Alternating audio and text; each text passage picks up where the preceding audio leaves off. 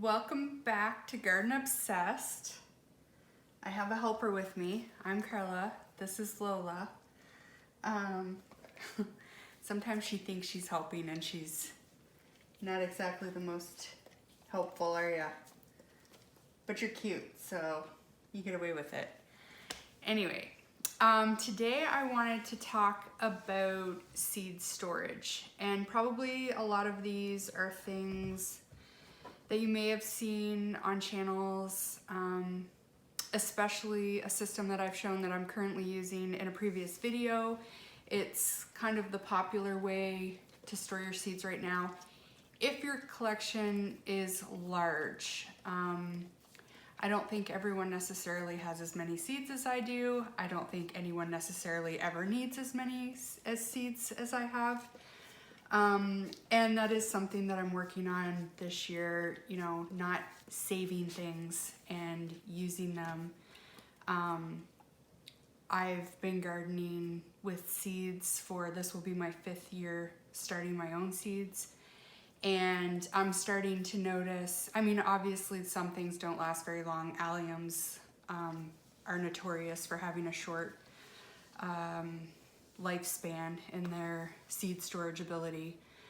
But other things I'm starting to notice, the germination rates are going down as well. So I want to use the things that I have and maybe edit the seed collection. But no matter what the size of your seed collection, I think there are a few different ways to store them. So I'm just gonna go through the evolution of my seed storage. So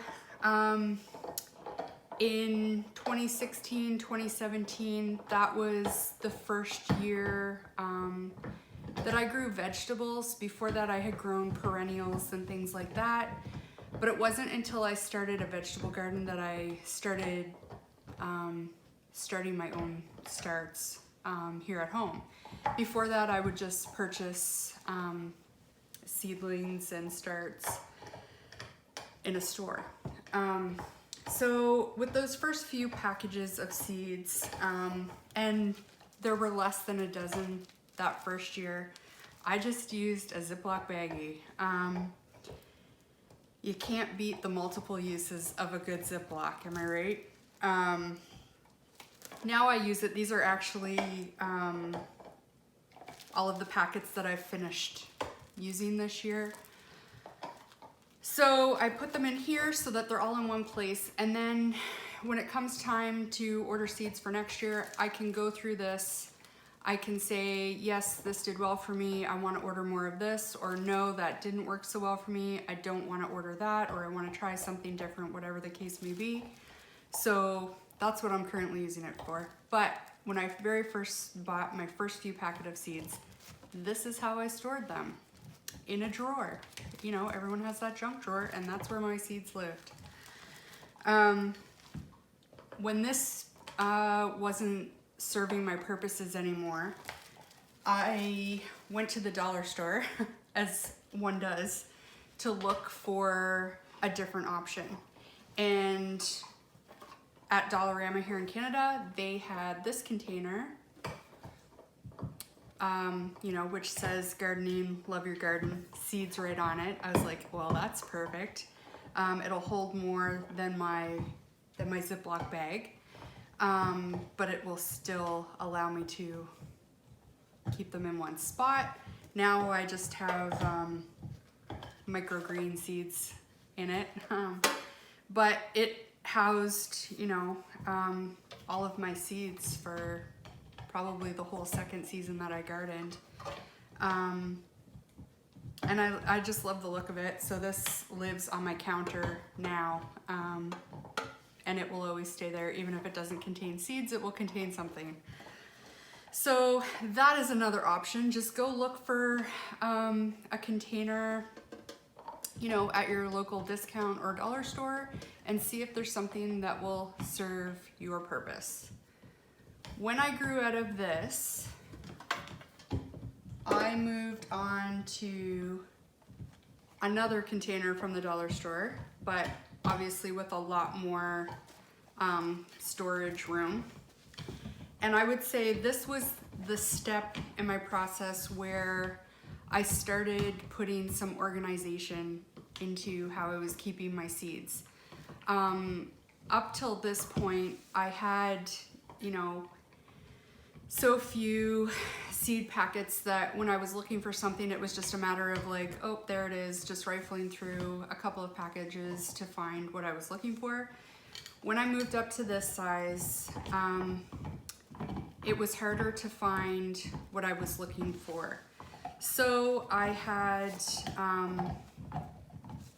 I just took envelopes, I folded them so that they would fit in here, and I wrote different categories on them. At this time, I had probably herbs, flowers, vegetables that I would have separated out, maybe tomatoes and peppers, cucurbits, brassicas, whatever the separations were that I had at that time. And then it was still really easy to just like, oh, I have like 5 or 6 tomato packages. There's my tomatoes and peppers, grab them. I could pick out what I wanted really easily. This was probably also the time that I discovered seed swaps and how much fun it was to trade seeds. And like everyone else, I started watching Roots and Refuge and was, you know, in awe of the number and varieties of seeds that she had. And I started purchasing more. So this container quickly became 2, then 3, and I think it was 5 before I moved up to a different system. Yeah, so let's talk about that one now. So from those containers, I moved up to photo boxes, and I started with 2. Again, I used the same organization system, but I broke things down even further. So instead of having a cucurbit category, all of a sudden all of my cucumbers were labeled and together. Instead of just flowers, I had perennials separated from annuals, and larger categories like seeds that I had a lot of or took up a lot of room, like sunflowers, had their own category. The more, you know, the bigger the volume of seeds that you have, I found a need for greater categorization and more categories. Just, you know, it's harder. From those plastic boxes, I moved up to 2 of these. This is a lot of seeds to flip through. So, you know, my categories had to grow along with my seed collection. And I still use this box for flowers, although it has spilled over into one of these as well. So it's, you know, as you move on from systems, you can also go backwards and reuse them, repurpose them for, you know, areas that grow beyond your current system. So this is where we are with flowers. You know, I considered getting another container like this for them, but there's a lot of perennial seeds that I have that I want to actually just get grown and put into my perennial beds, which will eliminate the need for having any further of those seeds. So I'm hoping to, you know, just have annuals beyond the next year or 2, and hopefully this collection at least will shrink. Which brings me to my current storage system, which is the one that has become really popular on YouTube. I think I mentioned in a previous video, the first place I saw it was on the Homestead and Chill blog, or Deanna Cat is what she's known as on Instagram. And it's popular for a reason. It works really well, especially if you have a lot of seeds. I like that there's little individual containers that, you know, if this one is beets, for example. So if I know on my schedule, which I will show you at a later time in another video, that it's direct sowing beets time, I can just quickly grab my beets, run out to the garden, directly sow them, and just come back in.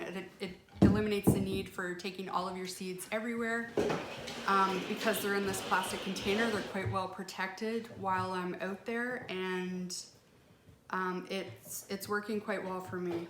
The problem that I have with it is I think I just have too many. I would like to just have one container, and perhaps if I get that whittled down, then someday my flowers can have their own container. But there comes a point, I'm one person with one garden, I can't use this many seeds, and it seems excessive and wasteful to me. So I'm trying to, as much as I say I'm trying to edit my collection, I am still purchasing seeds, and I'm still purchasing large quantities of seeds, but I'm hoping to curb that compulsion, for lack of a better term. So anyway, that was the evolution of my seed storage. I hope it was useful, and I think the key to keeping your seeds organized is to size your system appropriate to the number of seeds that you have, and also with an increased collection, think about subdividing more and more with additional categories. Like I don't even just have one tomato category anymore. It's red slicers, non-red slicers, paste tomatoes, cherry tomatoes, husk tomatoes. You know, as you get more, you need to also categorize them more as well. And I don't want you to think I went out and, you know, these are all seed packets that I've purchased. Like probably at least 75% of these are seeds that I've received in swaps. So part of whittling down my collection might not necessarily be cutting back on the number of seeds that I'm purchasing, but maybe cutting down on the number of swaps that I'm entering. I think this year there was a minimum of 6, and one of them was 150 seeds, like individual seed packets to send in, and then you would receive 150 back. Like that's excessive, right? Super fun and love doing it, but you know, I think next year I'll limit myself to 2. But yeah, those are my thoughts. Let me know what you guys think. What do you use for organization in your systems, in your gardens? And thanks for watching, and we'll see you next time.